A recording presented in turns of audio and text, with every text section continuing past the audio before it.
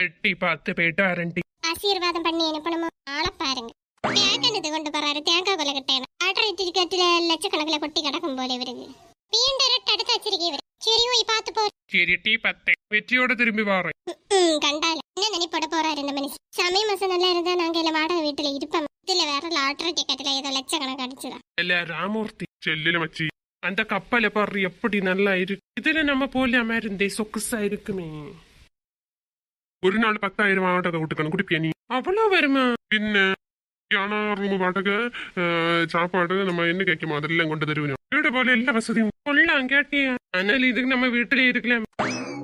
ஊரே சுத்தி சுத்தி போற மாதிரி இது சுத்தி சுத்தி கப்பல்ல மிதந்து போவோம். அப்படி இருக்குமா? இருக்காதுலாம். வாஸ்தவம் தான்.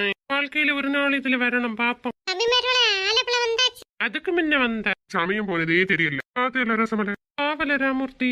ஆனாலும் குறைச்சு போயாடுதான். கேட்டியா? அப்பி தவறு இந்த வெள்ளத்துல விழுந்த நினைச்சு பாரு, உயிரை மிச்சம் கிட்டுமா? கரெக்ட் தான்.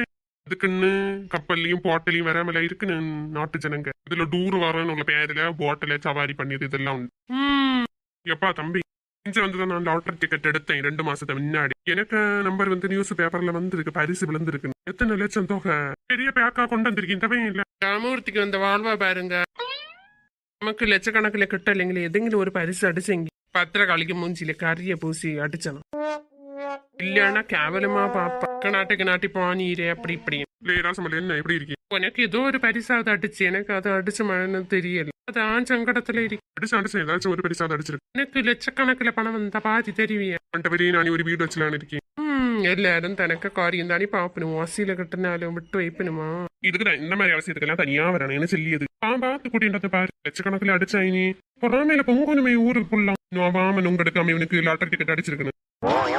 என்ன சொல்லுப்பா தம்பி, உங்களுக்கு லட்சக்கணக்கில் ஒன்னும் அடிச்சல்ல. என்னப்பா சொல்லியே நீ? எனக்கு பெண்டாட்டி பேக்க வேற கொடுத்து விட்டாலே. வீட்டுல நடையாற விட மாட்டாளே. அந்த அளவுக்கு பம்மாத்து காட்டேன் இருந்தேன். பொறுங்க சொல்லியதை ஃபர்ஸ்ட் கேளுங்க. உங்களுக்கு பரிசு தொகையா ஒரு புல்லட்டு பைக் அடிச்சிருக்கு. வாழ்க்கையில எடுக்க முடியாது. 2.5 லட்சம் எங்கிலும் ஆகும். இப்ப லட்சக்கணக்கில் உள்ள ஒரு பொருள் கிட்டி இருக்கு. இதுவே மாத்தி பேராசை வேண்டாம். ராமூர்த்தி கொள்ளாம்பா, அவனுக்கு எங்கேயோ மெச்சம் இருக்கு. எப்பா தம்பி, எனக்கு நம்பர் பார்த்து சொல்லுவியலாம். நம்பர் சொல்லுங்க அண்ணே. 257668. Best of luck next time. என்னப்பா சொல்லிய நீ? அந்த தம்பி உனக்கு பெஸ்ட் ஆஃப் லக் சொல்லிய அப்படின்னா அந்த இது பெரிய தொகை அடிச்சிருக்கு போல, அதான் சொல்லியாரு. அப்படியா?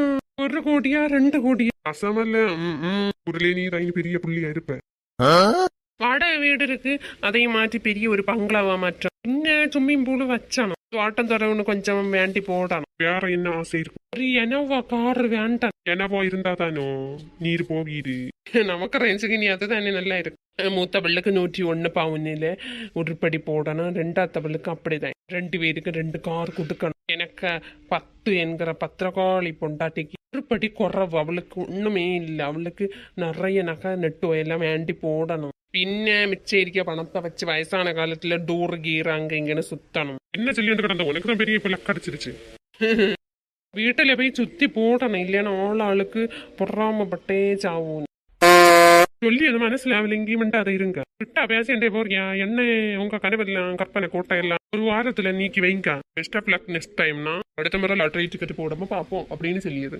அதுதான் மீனிங். சரியா? இப்போ உங்களுக்கு லாட்டரி டிக்கெட்ல எந்த பரிசும் இல்லை. அவ்வளவு. எப்ப ஒரு நிமிஷத்துல சுக்கு நூறாக்கிட்டு எங்களுக்கு கற்பனை கனவுகளை தமிழ்ல சொல்லி தொலைய வேண்டியதுதானே. எங்க இப்படி நான் கனவு காணுவேனே? இல்ல என் தப்பு தானே.